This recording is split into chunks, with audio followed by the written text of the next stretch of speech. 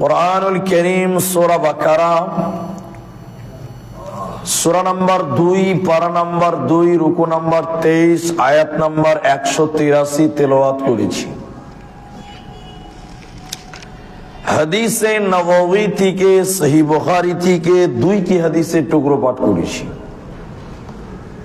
উল্লেখিত আয়াত এবং হাদিসকে কেন্দ্রবিন্দুর মধ্যে রেখে আজকে জুমার খুতবায় আলোচ্য বিষয় হলো আমরা রমাদানের জন্য কিভাবে প্রস্তুতি নিব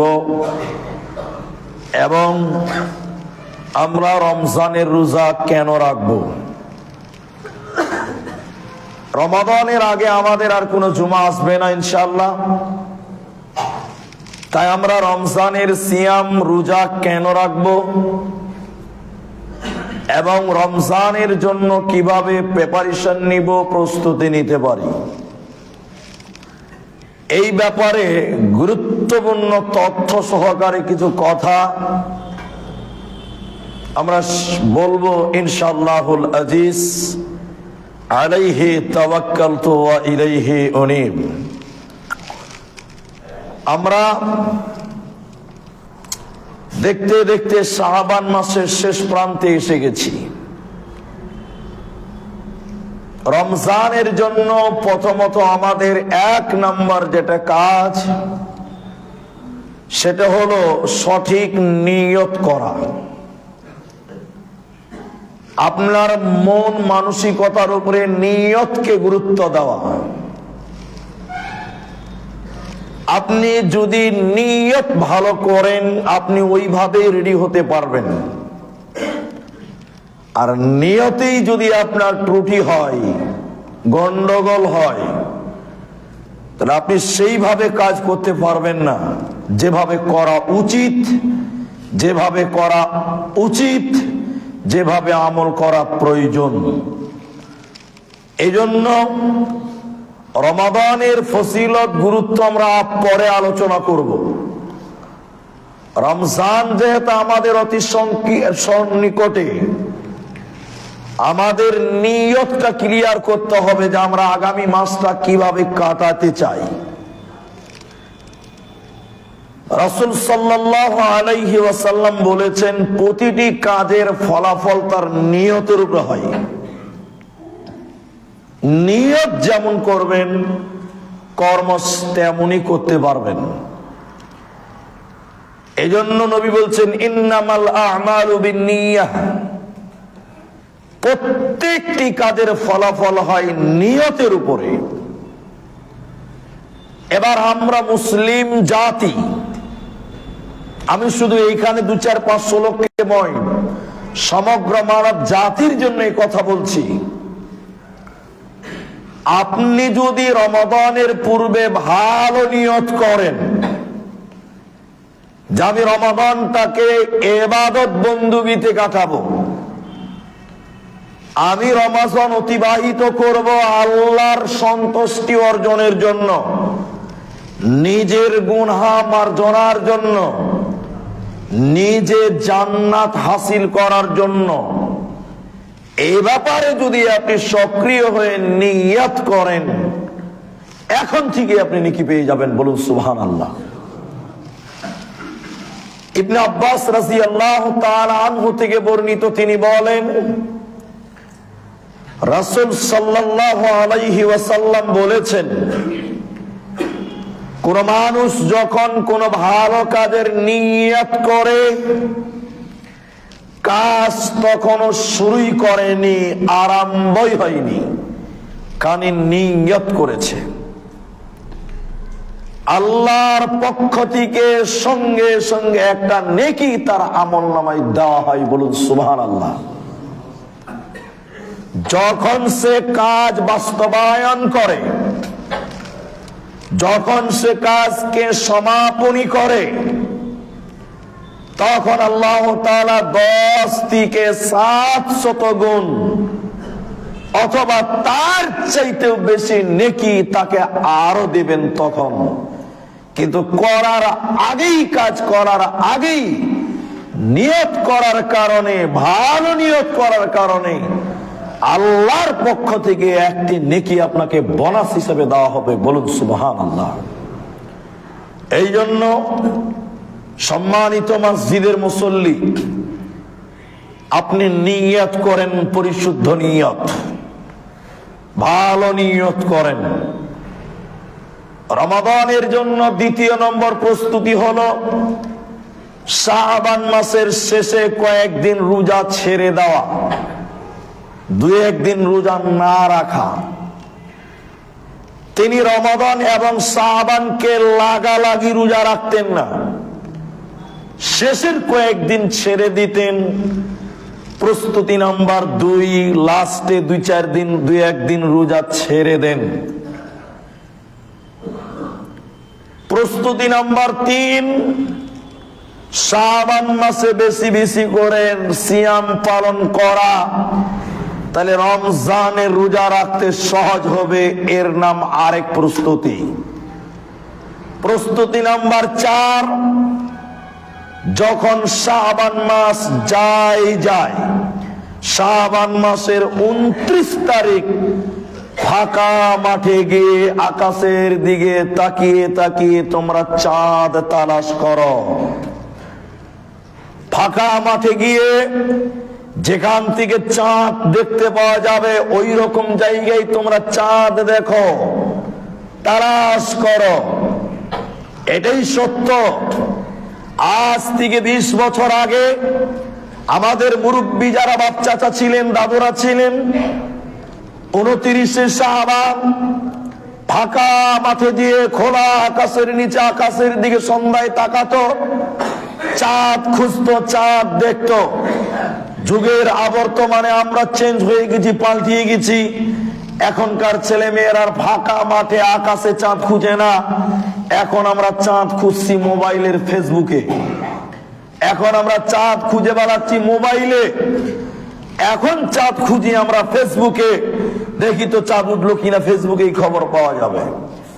অথচ ফেসবুক হইলে একটা ফেতনা, যা সত্য মিথ্যা উভয় পাওয়া যায়। এজন্য চাঁদ খুঁজতে হবে, চাঁদকে তালাশ করো। রাসূল সাল্লাল্লাহু আলাইহি ওয়াসাল্লাম বললেন, সুমু লিরুয়াতিহি, তোমরা চাঁদ দেখে রোজা রাখো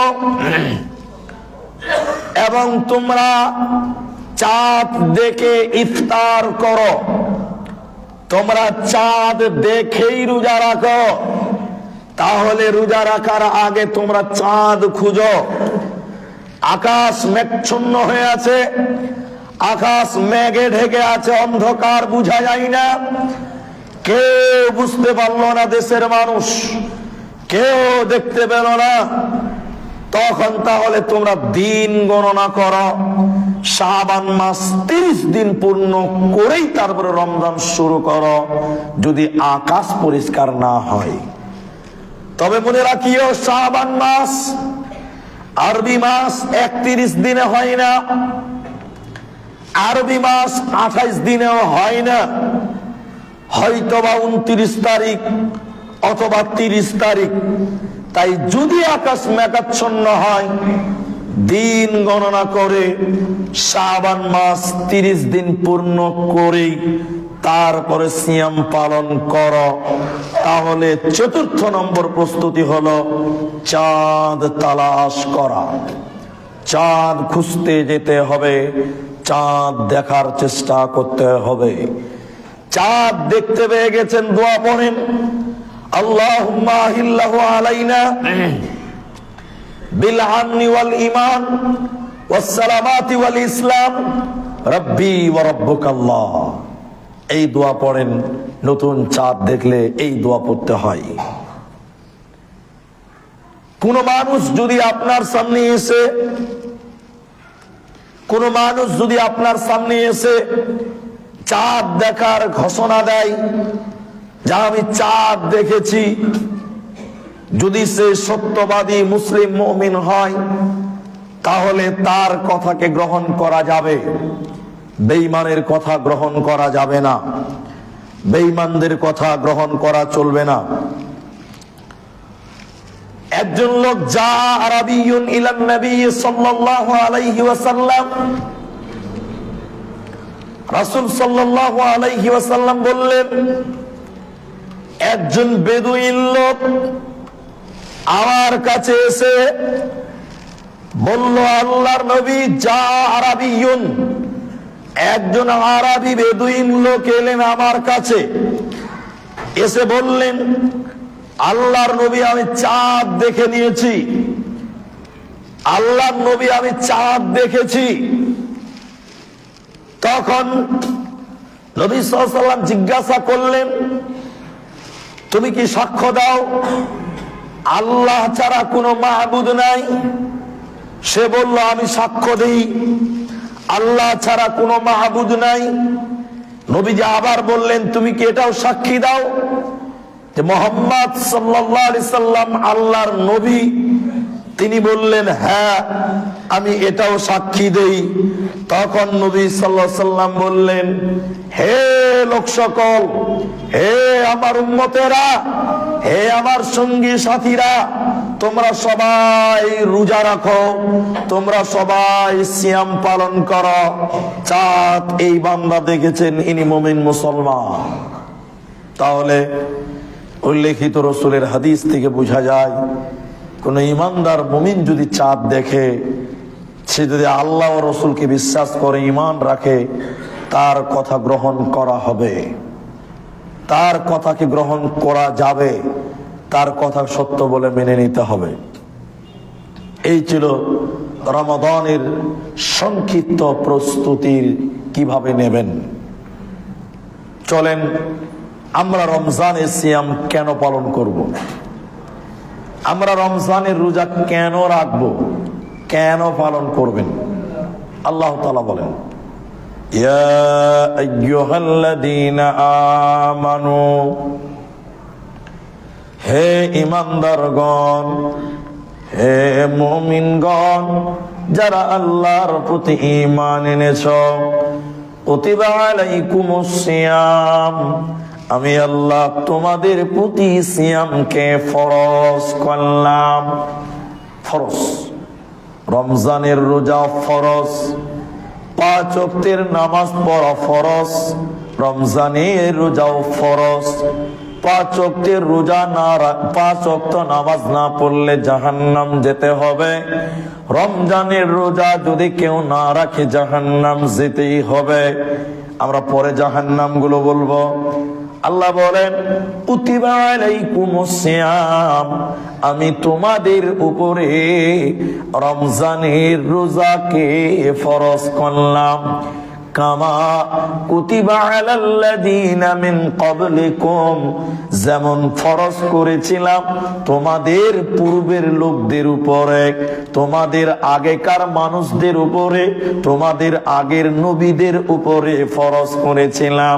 তাহলে রোজা নামক ইবাদত, এটা আমাদের জন্যই প্রযোজ্য নয়, আমাদের জন্যই শুধু আদেশ নয়, বরং আমাদের আগে অতীতে যারা ছিল তাদের উপরে রোজা নামক ইবাদত ছিল। এটা আমাদের জন্যই শুধু নয়, আমাদের আগের নবীর লোকদেরকেও রোজা নামক ইবাদত করতে হয়েছে। কিন্তু তারা আমাদের মতন রমজানের রোজা নয়, 30টা রোজা নয়, তাদের রোজা ছিল, তাই তোমাদের উপরে রোজাকে ফরজ করা হলো, তোমরা রোজা রাখো। তাহলে আল্লাহর ফরজ বিধান না মানলে গুনাহগার, না মানলে জাহান্নামী। কেন? এর গুরুত্ব এতই বেশি, এটা শুধু তোমাদের জন্য নয়, তোমাদের আগেকার লোকেরাও রোজা রেখেছে। তা আমাদের আগেকার লোকেরা রোজা রেখেছে বলে, হ্যাঁ, প্রমাণ। মুহাম্মদ সাল্লাল্লাহু আলাইহি সাল্লাম মদিনায় গিয়ে দেখলেন মুহররম মাসের 10 তারিখে ইহুদিরা রোজা রাখে, আর ওই রোজাটা তাদের জন্য তখন জরুরি ছিল, আদেশ ছিল, মানে ফরজের মতন ছিল। এবার নবী বললেন, কি ব্যাপার, তোমরা রোজা রেখেছো কেন? এগুলো আপনারা জানেন। তো বললেন যে আমাদের নবী মুসাকে আল্লাহ এই দিনে নাজাত দিয়েছিলেন ফেরাউনের কাছ থেকে, তাই আল্লাহ শুকরিয়া করতে, আল্লাহকে ধন্যবাদ দেওয়ার জন্য, আল্লাহর কৃতজ্ঞ বর্ণনার জন্য, আল্লাহকে থ্যাঙ্কস জানাবার জন্য এই একটা দিন আল্লাহকে রাজি খুশির জন্য একটা রোজা রাখি। আর এটা ছিল বনি ইসরাইলদের জন্য আদেশ, ফরজ। তাহলে তারা রোজা রাখতো, তাদেরও রোজা ছিল। তা তাদের রোজার আমাদের রোজার মধ্যে পার্থক্য কি?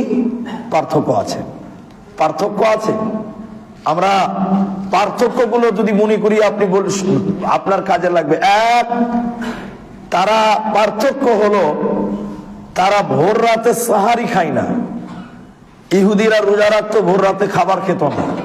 আর আমার উম্মত, আল্লাহ নবী বলছেন আমার উম্মত সাহারি খাও, সাহারিতে বরকত রয়েছে, সাহারিতে বরকত আছে। কিন্তু কোন মানুষ যদি সাহারি না খায় তার রোজা হয়ে যাবে, কোনো অসুবিধা নেই। আপনি ঘুমিয়ে গেছেন, রাত 11টা 12টা বেজে গেছিল, ফজরের সময় আপনি আর চেতন পাননি, ভোর রাতে এমন সময় চেতন পেলেন, দেখতেন সূর্য উঠে গেছে, তা আপনি কি রোজা রাখবেন না? রাখবেন। আর কিছুই খাবেন না, না খেয়েই থাকেন, আপনারও রোজা হবে। সাহারি খাওয়া সুন্নাত, ফরজ নয়। আল্লাহ বলেন কামা কুতিবা আলাল্লাযীনা মিন ক্বাবলিকুম, যেমন ফরজ ছিল তোমাদের আগেকার লোকদের উপরে। তাহলে আগেরকার লোকেরা, নবীরা, তার উম্মতের লোকেরা, তারাও রোজা রাখতো। পার্থক্য আমাদের রমাদান মাস, ওদের অন্য মাস। আমরা 30 দিন, তারা 1 দিন 2 দিন 5 দিন এরকম ছিল। নিয়ম চেঞ্জ, তারা ভোর রাতে খেত না, আর আমরা ভোর রাতে সাহারি খাই। সাহারিতে বরকত রয়েছে, এই জন্য এইটি হলো তাদের আমাদের পার্থক্য। দ্বিতীয় নম্বর পার্থক্য কি? তারা ইফতার করত দেরি করে। ইহুদিরা ইফতার করত দেরি করে। আল্লাহর নবী বলছেন আমার উম্মত তাড়াতাড়ি ইফতার করবে। আর আমার নবী বললেন আমার উম্মত অতদিন কল্যাণে থাকবে যতদিন তাড়াতাড়ি ইফতার করবে। অতদিন আমার উম্মত ভালো থাকবে, কল্যাণের মধ্যে থাকবে যতদিন তাড়াতাড়ি ইফতার করবে। ইফতার দেরিতে করা যাবে না। আরে বাপ বেটা নাতি পোতা সবকে নিয়ে ইফতার করতে বসেছে, মসজিদে আজান হচ্ছে, তো ছেলেটা পানি খেতে যাবে, খেজুর খেতে যাবে, বাপ তখন বলছে থাম, সারাদিন না খেয়ে থাকলে আর 2 মিনিট পরেই খা। হ্যাঁ, এটা নাকি সতর্কতা? জি না, এটা ভুল। বাপ বলছে যে সারাদিন তো না খেয়ে থাকতে পারলি, আরে 1টা মিনিট থাকতে পারবি না? আরে 2টা মিনিট থাম, 2 মিনিট পরে ইফতার কর। জি না, তাড়াতাড়ি ইফতার করতে হবে। এখন প্রশ্ন হলো, ভাই আব্দুর রহমান ইমাম সাহেব, মৌলভী সাহেব আজান দিচ্ছে, তখন ইফতার করবো না তারপরে ইফতার করবো? আজান শেষ হওয়ার পরে? মৌলভীর আজান দিলেও ইফতার করতে হবে না, আজানের পরেও ইফতার করতে হবে না, আজানের আগে ইফতার করবেন। মৌলভীর আজানের আগে ইফতার করেন কেন? কেন এই প্রসঙ্গটা চলে এলো, তাই আপনাদের ক্লিয়ার করে দিচ্ছি। আমাদের সমাজে, আমাদের এলাকাতে সাধারণত মাইকে বলে না যে ইফতারের টাইম হয়ে গেছে, আমাদের ডাইরেক্ট আজান হয়ে যায়, আজান শুনে মানুষের ইফতার করে। এটা ভুল। কেন ভুল বলছি? আচ্ছা মুলি সাহেব আজান দিচ্ছে, ও কি ইফতার করে আজান দেয় না না করে দেয়? ও তো আগে খেয়ে নিয়েছে, তো ও ইফতার করার পর পানি খেয়েছে, মুড়ি খেয়েছে, একটা খেজুর খেয়েছে 2টা, তারপরে পানি খেয়ে তারপরে আজান দিচ্ছে। কিছুই না খেলে একটা খেজুর খেয়েছে, 1 গ্লাস পানি খেয়েছে, তারপরে আজান দিয়েছে, তাই তো? আপনি আজান শুনে ইফতার করছেন মানে মুলি সাহেবের পরে, মানে টাইমের পরে ইফতার করলেন।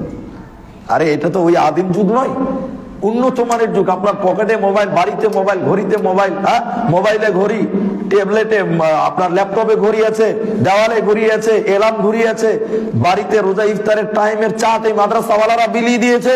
তা আপনি জানেন যে আজকে 4:52 ইফতার হবে, তা আপনি আজানের অপেক্ষা করছেন কেন? আপনার ঘড়িতে 4:52 বাজে না? আপনার ঘড়িতে 4:52 বেজেছে, আজান হোক চাই না হোক আপনি ইফতার করেন। এটাই হলো ভালো, এটাই ভালো, এটাই ঠিক। আল্লাহ নবী বলেন, আল্লাহ বলেন কামা কুতিবা আলাল্লাযীনা মিন ক্বাবলিকুম, যেমন ফরজ ছিল তোমাদের আগেকার লোকদের উপরে। তাহলে বোঝা যায় আমাদের আগেকার লোকেরা তাদের উপরেও রোজা ছিল, কিন্তু আমাদের মতন নয়। আপনি রোজা রাখবেন কেন? আল্লাহ বলছেন তোমাদের উপরে ফরজ করলাম, শুধু তোমাদের জন্য নয়, তোমাদের আগেকার লোকেরাও রোজা রাখতো। কেন রাখবেন? খেতে পাবেন না, খাবেন না, খেতে দিবে না, স্ত্রী মিলন করতে দিবে না। কেন কেন কেন? আল্লাহ বলছেন লাআল্লাকুম তাত্তাকুন, আমি তোদেরকে মুত্তাকি বানাবো, পরেজগার বানাবো, তাকওয়াওয়ালা বানাবো, আল্লাহওয়ালা বানাবো, মুত্তাকি বানাবো। এরই জন্য বলছি তোরা খেতে পাবি না। এটা উদাহরণ দেই, আপনাদের মনে আছে, তারপরে বলি। বলে না খেয়ে থাকলে মূল্য বাড়ে, বলে বাড়ে। না খেয়ে থাকলে মূল্য বাড়ে। আমি দুটি পয়েন্ট বলবো, একটা উদাহরণ আর হাদিসের একটা যুক্তি দিয়ে বোঝাবো।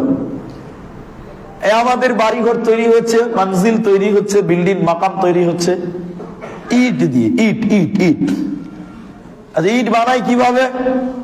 আমার উদাহরণটা ভালো করে শুনেন। একটা লেবার কোদল নিয়েছে, মাটিতে মারলো কোপ। কেন? ইট বানাবে। মাটি দিয়ে যেই কোপ দিয়েছে, মাটি তখন হাও হাও করে কাঁদছে, বলছে যে ভাই আমি তো বেশ আরামেই ছিলাম, তো তুমি আমাকে কাটছো কেন?